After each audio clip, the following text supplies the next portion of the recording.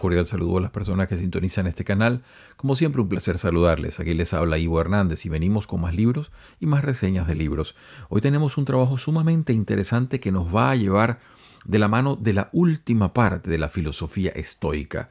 Esto nos va a dar mucha tela que cortar, mucho tema que discutir. Les presento el libro ya directamente. Pertenece a estas nuevas ediciones que saca la editorial Gredos y que son más económicas. Los libros de Gredos son libros muy bien hechos, es una colección muy amplia, muy exquisita en muchos sentidos, también es costosa, pero estos trabajos que están sacando últimamente son bastante económicos. Yo pude adquirir el de Epicteto, a quien tengo también en otras ediciones. Está la muy recomendable edición de la Universidad de Harvard, Loeb, la verdecita, que es bilingüe, que está escrita en griego y está escrita en inglés. Pero esta es una excelente traducción y nos va a permitir mucho trabajo sobre la obra que se atribuye a Epicteto. Y fíjense cómo se los estoy diciendo. Él dejó, o de él se conocen solamente, dos obras fundamentales, que sería este manual, que ustedes lo pueden ver allí, llamado en griego Enquiridión, que sería algo así como lo que se lleva en las manos. Están también las Diatribae, que serían las discusiones o disquisiciones sobre algunos temas, y como ustedes pueden ver, fragmentos, pero esos fragmentos no son realmente de él, sino de personas muy posteriores a su época, Estobeo, Simplicio, una cantidad de otras personas que mucho tiempo después recogieron parte de ello y la comentaron y pusieron diversas cosas sobre lo que él habría escrito. Este es un sujeto sumamente interesante. Él no escribió nada, él era un sujeto. No era que no supiera escribir, sino que parte de su filosofía de vida, tomada de su maestro Musonio Rufo, ya les vamos a aclarar un poco todos estos personajes, quiénes son y por qué vienen a colación. Parte de su filosofía era no tomar apuntes de nada, no dejar nada escrito, y fue uno de sus alumnos, una de las personas que fue allá al sitio donde él estaba desterrado, porque lo había desterrado Domiciano, allá donde estaba, por allá botado en un sitio lejano en la parte oeste de Grecia, a tomar los apuntes, un sujeto llamado Arriano, que es conocido también como historiador porque nos dejó la famosa Anábasis Alexandria, es decir, una obra sobre la vida de Alejandro Magno. Para poner todo esto en contexto, ¿de qué estamos hablando? Primeramente, el autor. Epicteto es un sujeto que nace. No se sabe muy bien. Se supone educadamente que alrededor del año 50 de nuestra era se le otorga una vida longeva. Se dice que murió alrededor del año 135. De manera que si usted saca la cuenta son algo así como 84, 85 años que habría vivido. No hay ninguna certeza de ello. Estas son suposiciones más o menos educadas. El sujeto nació esclavo, es decir, nació hijo de esclavos y fue esclavo durante mucho tiempo. Él nace en Grecia, él nace en Hierápolis. Esto es para darles una ubicación, sería cerca de esas serían parte de lo que eran las colonias griegas que estaban en el Asia Menor, lo que sería hoy Turquía. Y él nace allí, pero entonces se traslada a Roma, en donde se sabe, y repetimos, estos son bosquejos muy nebulosos, muy poco fáciles de asirse, porque son en sí mismos bastante etéreos. Está en Roma, se sabe que estuvo bajo la posesión de un sujeto llamado Epafrodito, quien a su vez era un liberto. Este sujeto Epafrodito gozó de la fortuna de estar cerca de la corte de Nerón y allí estuvo también Epicteto, de lo que se sabe. Luego él empieza a tener, digamos, unas inquietudes intelectuales. Esto no se sabe muy bien cómo. Se sabe que luego él logra ser manumiso, logra la libertad y va a estudiar filosofía con Musonio Rufo. Este es un personaje clave de la última escuela estoica, siglo I, siglo II de nuestra era. Es un personaje clave porque es un sujeto romano que fue desterrado primero por Nerón, después lo volvió a desterrar Vespasiano. Total que el sujeto vivía en una islita por allá en Grecia, hasta allá fue a parar Epicteto a estudiar con él, y era un hombre de amplia fama, como lo fueron los estoicos de esa última parte de esa escuela estoica, antes de que llegara prácticamente el cristianismo y barriera con todas esas escuelas de origen helenístico. Entonces vamos a entrarle un poco más en detalle. Fíjense lo que les dije cuando les hablaba de los estoicos. Fueron desterrados en el caso de Musonio Rufo, en el caso de Epicteto, y es que los estoicos empezaron, sobre todo durante un cierto tiempo, a manifestar una posición ética y ética política muy importante dentro de la sociedad romana, tanto así que se le empezaba a singularizar a algunas personas y se les desterraba. Caso de Musonio Rufo, caso de Epicteto posteriormente. De manera que son sujetos que por su enseñanza empezaron a tener una difusión muy importante.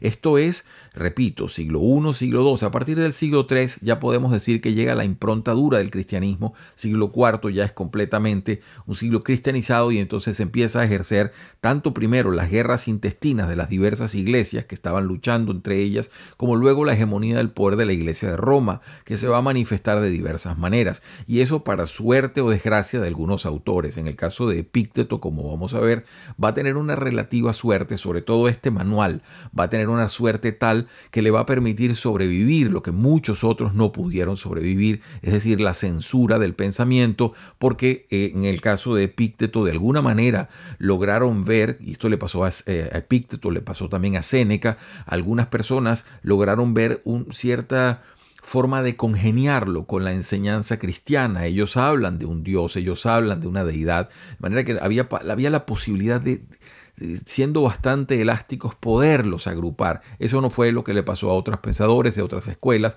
que simplemente desaparecieron completamente del mapa. El punto es que, como les decía, nosotros dividimos el estoicismo usualmente en 3 etapas básicas cuando lo estudiamos. ¿Qué es el estoicismo? Es una de esas escuelas filosóficas que nace a partir del llamado período helenístico. Recuérdese, cuando Alejandro Magno primeramente conquista toda Grecia, eso lo había hecho ya Filipo, su padre, y Alejandro extiende el dominio y luego se va a gran parte del Asia y se extiende entonces esa especie de imbricación complejísima, cultural, política, geográfica que se va dando, en la cual las enseñanzas filosóficas y del pensamiento griego se empiezan a imbricar y a sincretizar, se pudiera decir, con toda la enseñanza de el Medio Oriente, de una zona tan rica como la cantidad de reinos e imperios con los que se fue topando.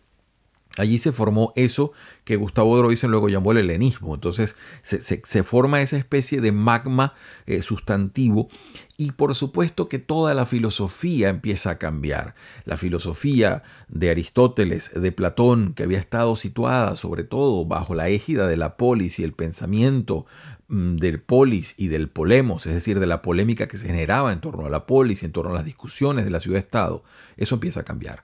El sujeto ya del helenismo es un sujeto, lo hemos dicho acá y hay unas reseñas particulares cuando analizamos la obra de Epicuro, que es uno de los filósofos importantes también de la época. Es un filósofo escindido, es un filósofo que ya no tiene ese límite de la ciudad-estado, de la polis, sino que empieza a hablar de una cosmopolis, es decir, de una cosa mucho más grande, y empieza a sentirse, si cupiese el término, una especie de ciudadano globalizado o ciudadano de mundo. Eso es también sensible en los estoicos. La escuela estoica empieza a dar esa noción que el sujeto simplemente obedece leyes importantes que están alrededor de todo el mundo, que no se circunscriben a un lugar o a un sitio en particular. Entonces, tenemos la primera escuela estoica, que es alrededor del siglo IV al siglo III antes de Cristo. Repetimos, imagine usted ese turbulento siglo IV, que es precisamente cuando se produce toda la ruptura. Primero, el fin de aquel siglo V, de aquella Grecia magna. Pasamos luego de la guerra del Peloponeso. Esparta gana teóricamente la guerra, las dos, Atenas y Esparta, quedan realmente sacudidas. Luego viene por un momento el poder de los tebanos y luego la hegemonía de Macedonia, que simplemente barre con todo aquello. En ese mundo tan raro, tan turbulento, empiezan a ejercerse escuelas filosóficas. Les decíamos el caso de los epicúreos, con Epicuro, el caso de los estoicos, porque un sujeto llamado Zenón, que venía de Chipre, daba clase en un pórtico, en una especie de portal, y en ese portal se llamaría en griego una stoa, y los estoicos serían las personas que estaban allí reunidas con él. De eso se sabe luego que hay una segunda escuela estoica. Yo les nombré, para darle unos nombres, porque hay personas que les gusta mucho este tema, y el estoicismo, por diversas razones que tienen que ver con nuestro tiempo, ha tenido renacimientos periódicos. Hoy en día muchas personas lo asimilan como una forma de enfrentar la vida. Ya vamos a ver por qué.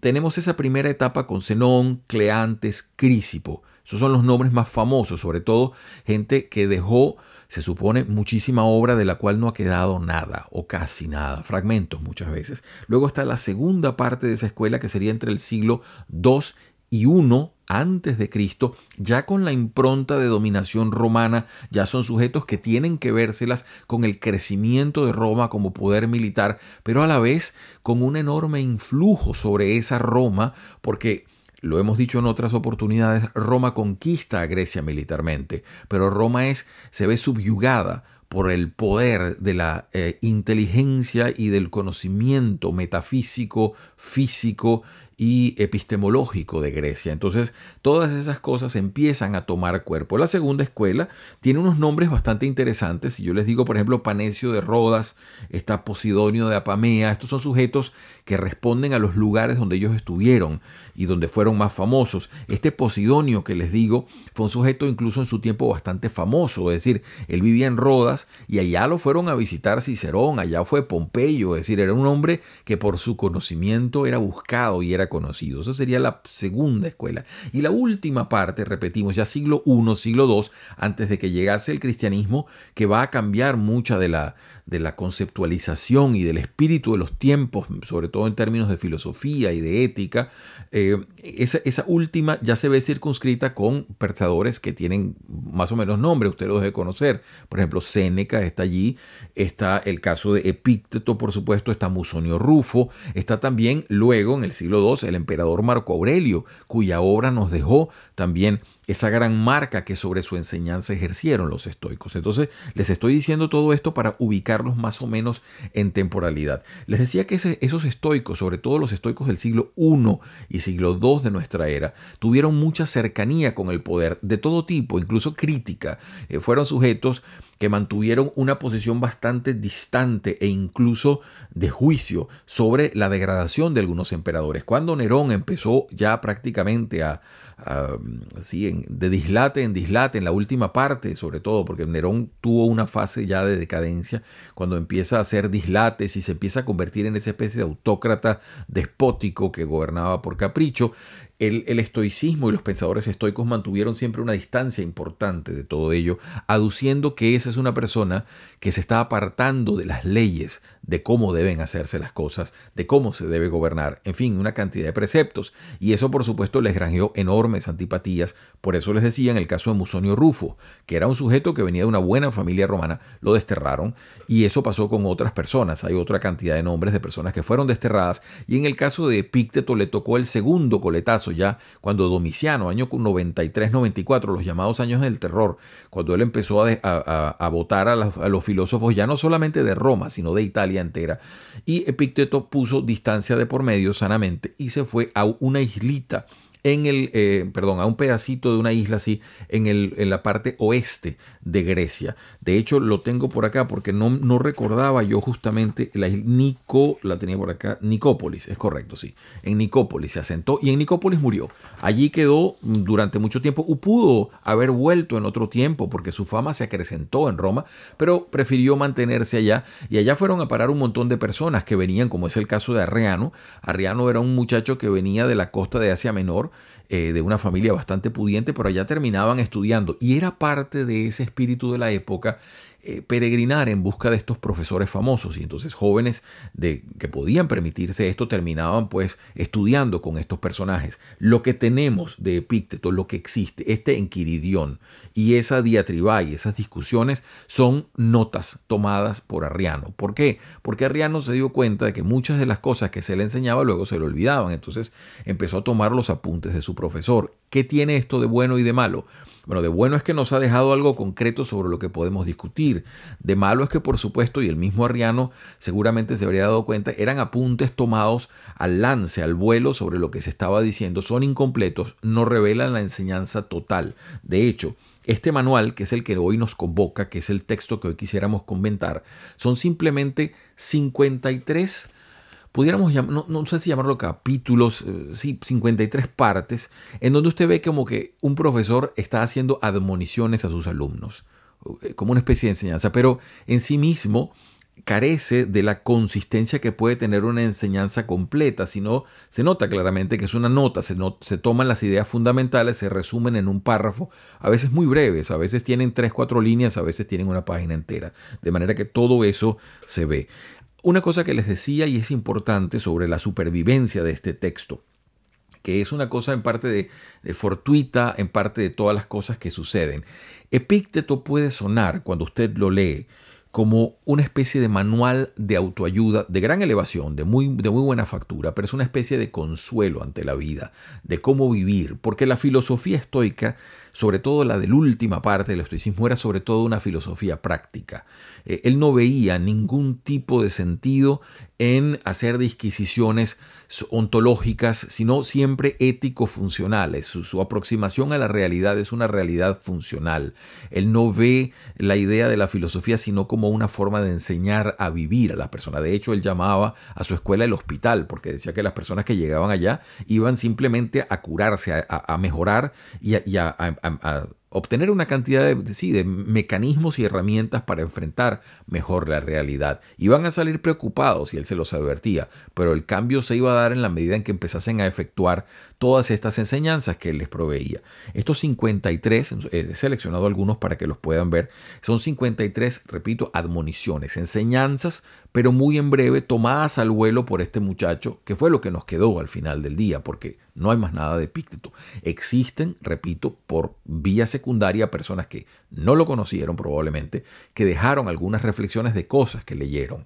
Esto es, infortunadamente, la situación que se presenta sobre todo cuando estamos trabajando siglo I, siglo II, porque esas grandes enseñanzas luego fueron filtradas por personas que ejercieron censura sobre si las cosas debían o no sostenerse. Entonces, la primera razón por la cual este manual sobrevivió es que un historiador bizantino, Simplicio, lo tomó e hizo un comentario del manual, un comentario del Enquiridión. Este Simplicio de Critia, creo que se llama, es un sujeto muy posterior e hizo este comentario. Entonces ya eso le dio algún sostén y basamento para que pudiese pervivir. Lo segundo, los cristianos pudieron de alguna manera asociarse. De hecho, algunas órdenes monásticas tomaron este libro como forma de cabecera. Ya vamos a ver por qué. Y es que no contradice la enseñanza cristiana, o al menos no la contradice profundamente. Entonces eso permitía, y le pasó a otra gente, le pasó a Séneca, quien por ejemplo se salvó para la posteridad en gran cantidad de obra porque Tertuliano, uno de los primeros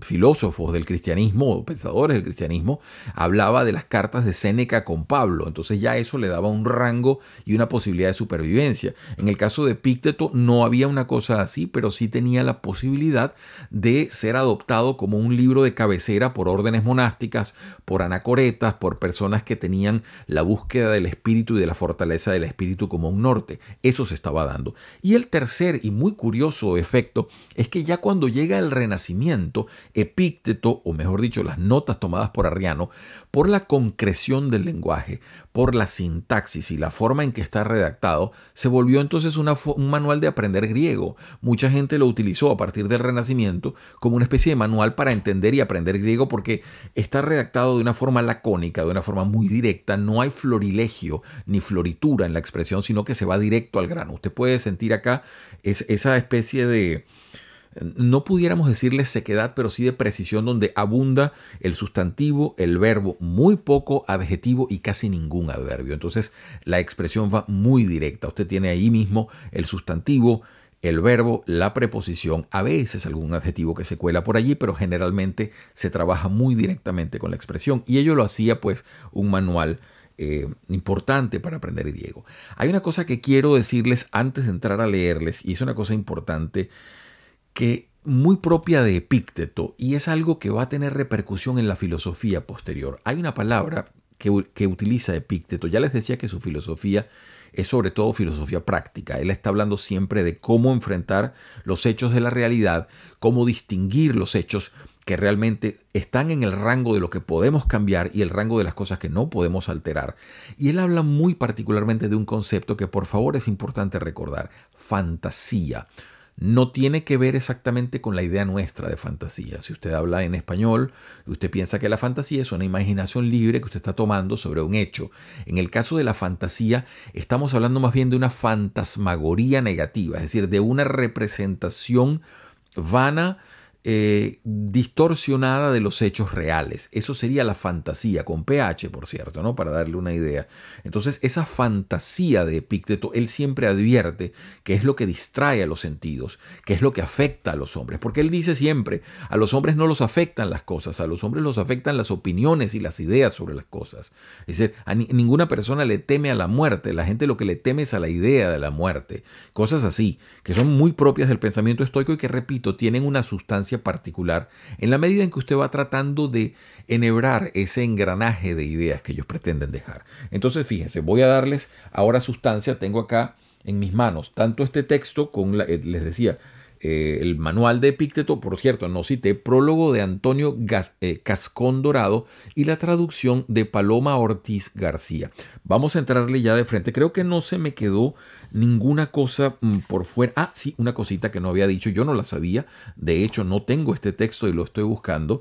Existe una doctrina de Epícteto, es decir, una traducción de este manual hecha por Quevedo, 1635, quien se lanzó la traducción en verso, dicho por quienes se las han leído. He podido cotejar en internet algunas opiniones.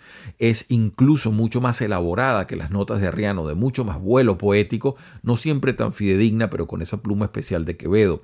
Sé que también existe un ensayo del propio Quevedo al respecto para que ustedes se den cuenta la fuerza y la repercusión que vino a tener Epícteto con este trabajo, que no es sino la búsqueda del hombre a sus propios valores, a sí mismo. Recuerde, el hombre socrático, el hombre aristotélico, el hombre de Platón, todos esos hombres eran un hombre que tenía, como decía Aristóteles, era un zoon politikon, era un animal de la polis, un animal que encontraba la realización de su persona juntamente con sus congéneres, en ese ir y venir de la polis, en esa interactividad. El hombre del helenismo es muy distinto, es un hombre aislado, es un hombre que sabe que el mundo es agreste, es difícil, para decirlo como Ciro Alegría, es ancho, ajeno, es complejo, es oscuro y impredecible. Entonces, las filosofías que nos dan son casi siempre herramientas para fortalecer el espíritu ante eso.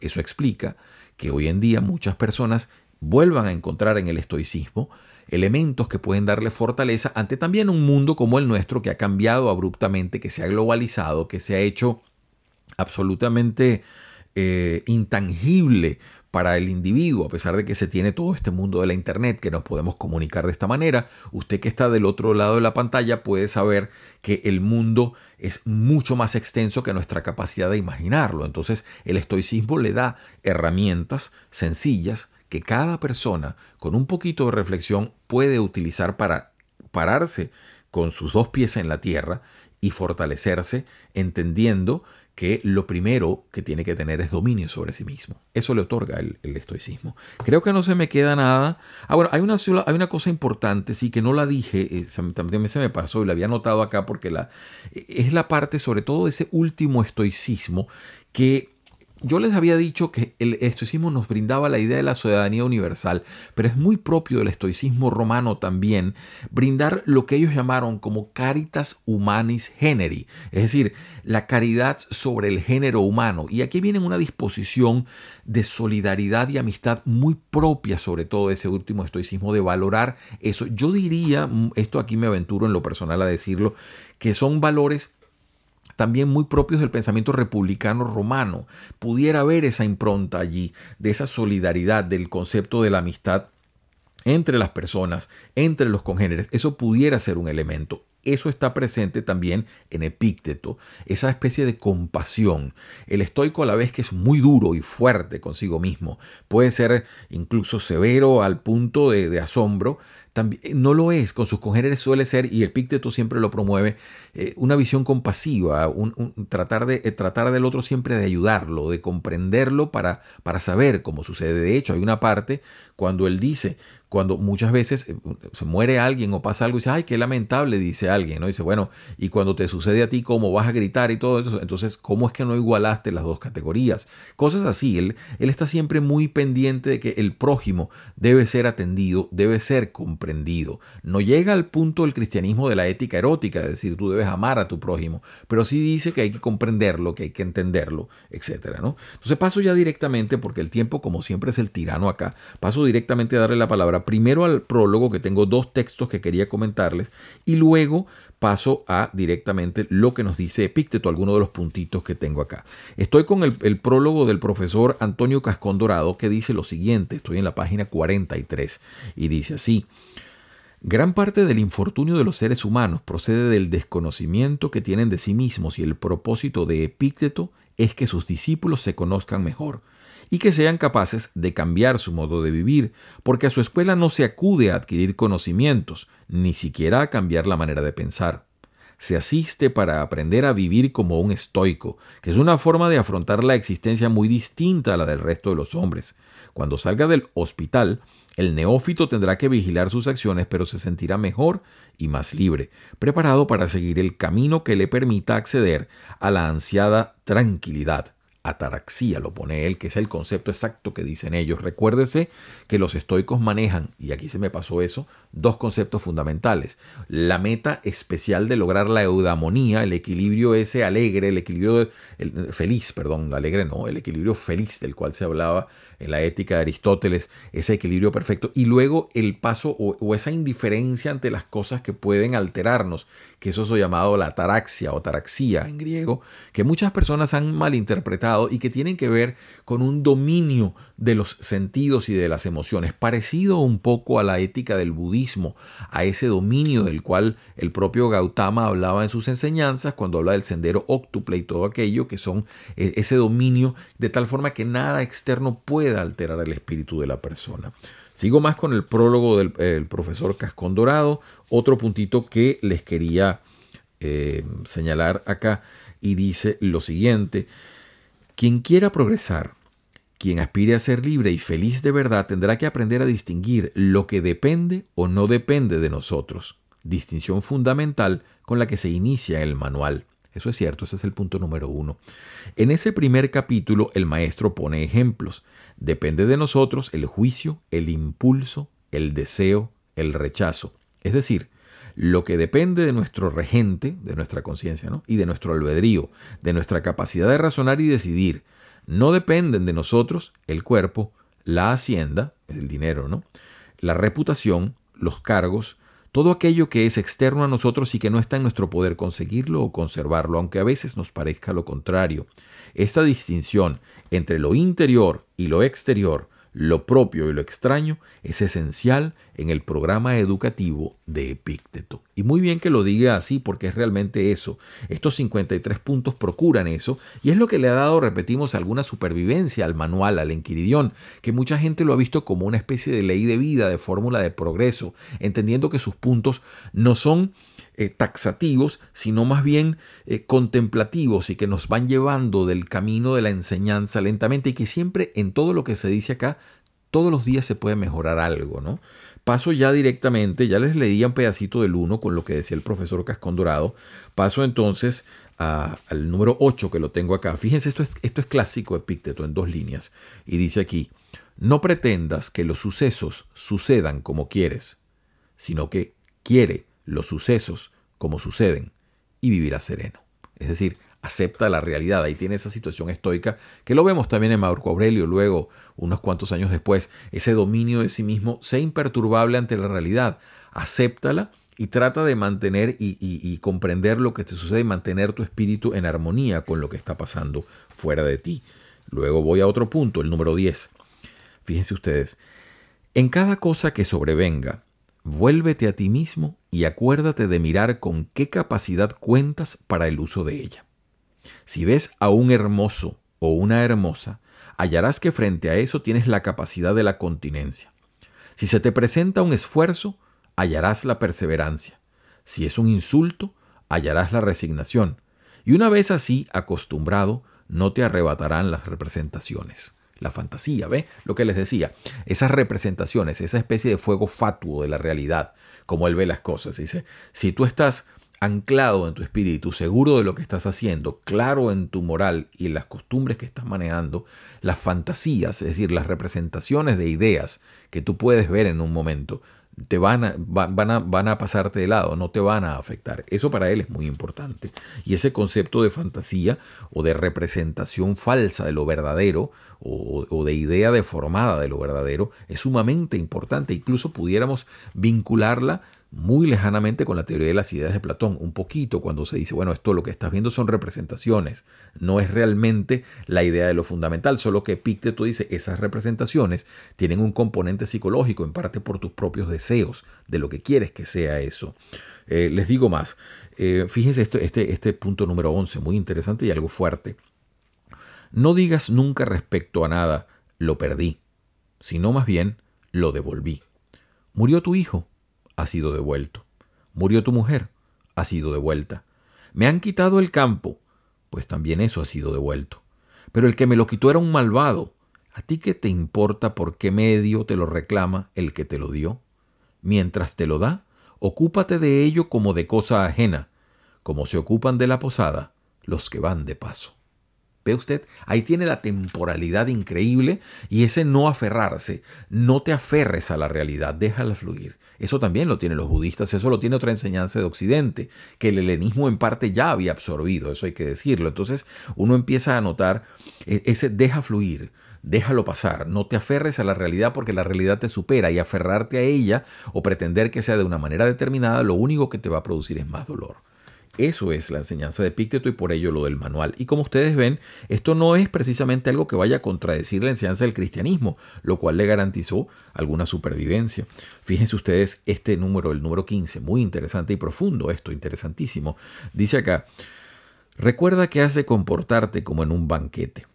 Llega a ti algo que va pasando, extiende la mano y sírvete moderadamente. Pasa de largo, no lo retengas. Aún no viene. No exhibas tu deseo y espera hasta que llegue a ti. Así, con tus hijos, con tu mujer, con los cargos, con la riqueza. Y algún día serás digno de participar en el banquete de los dioses. Y si no te sirves de lo que te ofrecen, sino que lo desprecias todo, entonces no solo participarás del banquete de los dioses, sino también tendrás su poder. Así obraban Diógenes y Heráclito, y los que se le parecían, y merecidamente eran, y se les llamaba divinos. Ahí tienen ustedes pues ese poder de dominar la realidad, dominar los deseos sobre la realidad, con que el estoico enfrenta eso y que nos dan una percepción de su mundo y de su noción de mundo con muchísima fuerza interna, porque esto había que irlo cultivando. Eso no es una cosa que le va a salir a usted simplemente así de la noche a la mañana. De hecho, cuando Arriano decidió tomar estas notas es porque se daba cuenta que muchas de las enseñanzas que le daba su maestro, después él se iba a la calle y se le diluían en el día a día de la cotidianidad, ¿no? De las cosas que pasaban. Dice acá otra cosa muy interesante. Fíjense lo que les decía. Y aquí tiene que ver con esa caritas, con esa conmiseración hacia el otro. Dice así el punto 26. Es posible comprender el objetivo de la naturaleza a partir de aquello en que no nos distinguimos los unos de los otros.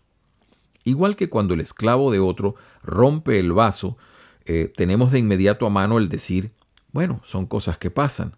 Sábete que también cuando rompan tu vaso, has de comportarte de la misma manera que cuando rompieron el del otro. Y eso lo llevamos también a cosas importantes. Ha muerto el hijo o la mujer de otro. No hay nadie que no diga, es cosa humana. Pero cuando muere el hijo de uno, de inmediato viene lo de, ¡ay de mí, desdichado! Habría que recordar lo que sentimos cuando oímos eso mismo de otros. Esa vinculación interesantísima que él propone allí entre las personas en este manual. Y como ustedes se pueden dar cuenta, se trata de anotaciones muy breves, profundas y muy significativas, algunas de ellas, que fueron tomadas al vuelo y que han tenido pues la supervivencia. Estamos leyendo un texto que en este momento tiene por lo menos 2000 años. Entonces han podido sobrevivir los embates del tiempo, los embates de diversas ideologías, de diversas culturas y civilizaciones. El número 38. Muy interesante, breve, conciso y preciso. Fíjense. Igual que tienes cuidado al andar de no pisar un clavo o no torcerte un pie, ten cuidado también de no perjudicar a tu propio regente. Tu propio regente, el regente para él es la razón, la recta ratio, la forma de razonar correctamente. Si observáramos eso en cada acción, emprenderíamos la acción con mayor seguridad. Ahí está dicho prácticamente todo en esa concisión propia de Epícteto. Un sujeto que fue esclavo, un sujeto que logró la libertad y que tomó la filosofía como una llave para entender ese mundo que le tocó vivir. No se le conoció familia, no se le conocieron especiales, a pesar de que no tenía ningún problema con ello. Él no manifestaba ninguna contrariedad con el hecho de que la gente se casara, de que tuviese familia. Sin embargo, él no lo tuvo por razones que desconocemos. El punto 44, fíjense qué interesante también, dice así: estas palabras son incoherentes. Soy más rico que tú, luego soy mejor. Soy más elocuente que tú, luego soy mejor. Más coherentes son estas otras. Soy más rico que tú, luego mi hacienda es mayor que la tuya. O soy más elocuente que tú, luego mi manera de hablar es mejor que la tuya. Porque tú no eres ni hacienda ni modo de hablar. Ahí le está hablando directamente al ente, ¿no? A la persona. Le está diciendo, bueno, tú no eres lo que tienes. Esas cosas son temporalidades que te han tocado, no pertenecen a ti. Lo tuyo es lo que tú puedes trabajar, modificar, hacer y tener. Entonces, ahí volvemos a ese punto 1, que es, a mi juicio, donde se abre la gran bifurcación de la filosofía que propone Epicuro, las cosas que tú puedes cambiar, sobre las que puedes ejercer dominio, que pertenecen a tu potestad, y son tus actitudes, tu confrontación a la realidad, la forma en que reaccionas a esa realidad de una cantidad de cosas. Entonces, eso está enmarcado allí. Las otras cosas, la fortuna que te tocó, la herencia familiar, el sexo, si es hombre, mujer o lo que sea, eso realmente no es una cosa que sea una potestad tuya, eso te ha tocado en una especie de suerte. Y de hecho hay un punto que lo dice exactamente así. Estoy tratando de buscarlo a ver si se los consigo, porque ese punto revela precisamente eso, es el laconismo ante las cosas que nos han tocado y que son las que son, pues simplemente de una manera. Justamente tengo acá ya el texto que les decía, es el número 17, y fíjense ustedes, aquí venimos a ese tema fundamental, lo que se es, lo que se puede cambiar, lo que no se puede modificar. Dice así: recuerda siempre que eres actor de un drama, con el papel que quiera el director. Si quiere uno corto, será corto. Si quiere uno largo, será largo. Y si quiere que representes a un pobre, represéntalo con nobleza, como a un cojo, un gobernante, un particular. Eso es lo tuyo, representar bien el papel que se te ha dado, pero elegirlo, eso es cosa de otro. Ahí tienen ustedes esa fundamentación tan dura, donde ese otro se refiere a la divinidad. Y es lo que le hace congeniar, repetimos, con enseñanzas posteriores o filosofías posteriores, como son en el caso del cristianismo u otras personas, incluso después en el Renacimiento, cuando se empieza a mirar hacia atrás a la enseñanza griega y a la enseñanza de Roma, y se percibe toda esta fortaleza emocional y espiritual de la que puede proveernos el estoicismo. Tengo para cerrar dos pedacitos, dos fragmentos muy cortitos, que ya no son parte del manual, sino que son parte de textos que se han ido escogiendo o se han ido encontrando. Casi todos, en el caso de lo que veo, son pedacitos recogidos por gente posterior. El caso de Estobeo es uno de los florilegios, escogió varios y me parecen apropiados porque resuena en ellos todavía el eco de la enseñanza de Epicteto, tal como nos la proveyó Arriano. Fíjense ustedes, tengo acá el fragmento número 17 y dice así: al ser invitados a un banquete nos servimos de lo que hay. Pero si alguien encargara al que le recibe que le sirva pescado o un pastel, resultaría fuera de lugar. Sin embargo, en el mundo pedimos a los dioses lo que no nos están dando, y eso a pesar de ser mucho lo que ya nos han dado. Entonces fíjense, seguramente viendo a las personas que le rogaban a los dioses o a Dios, dame esto, consígueme tal cosa, y dice, estás pidiendo cosas fuera de lugar porque ya se te dio mucho y estás inconforme con ello, lo cual esa inconformidad no aplica a la capacidad de adaptación que siempre exige y provee el estoicismo. Otro es el 19 y dice así: los enfermos se enfadan con el médico que no receta nada y piensan que se desentiende de ellos. ¿Por qué no mantendríamos esa misma postura con el filósofo, de modo que creyéramos que se desentiende de que llegáramos a ser sensatos cuando no nos dice ninguna cosa práctica? Y ahí volvemos al acento que les decía en el caso de Epicuro, como un filósofo que sobre todo acentúa el conocimiento práctico. Un manual es realmente eso, una cosa que se lleva en las manos, que se tiene cerca para consultarlo.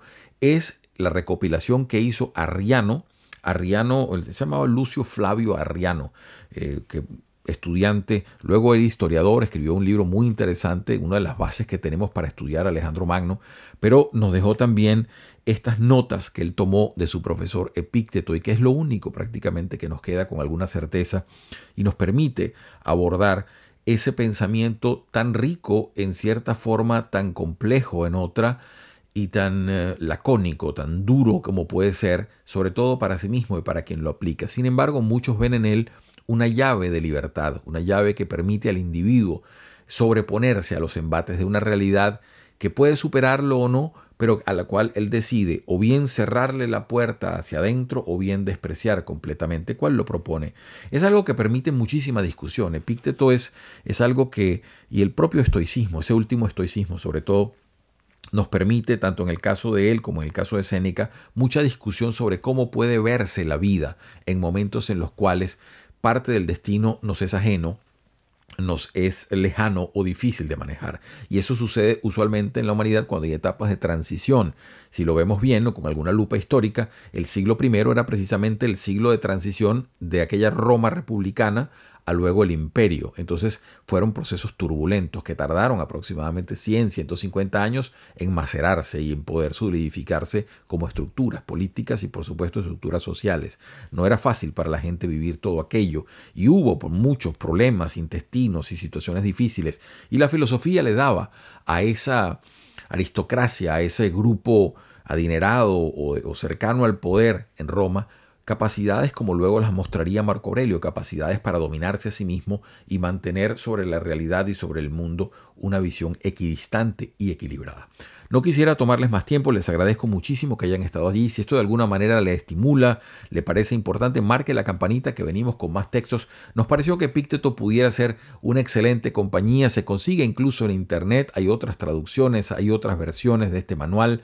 Hay una de Quevedo de 1635 que es en verso, que debe ser muy hermosa, no la tengo en las manos, espero poder acceder a ella porque conociendo la factura y la pluma de Quevedo, se queda uno siempre con la esperanza de lograr esa comprensión del lenguaje que él debe haber logrado destilar de Epícteto y aplica entonces siempre aquel verso famoso de él cuando nos decía: retirado en la paz de estos desiertos, con pocos pero doctos libros juntos, vivo en conversación con los difuntos y escucho con mis ojos a los muertos. Y así debe haber escuchado seguramente Epicuro. Gracias por estar allí.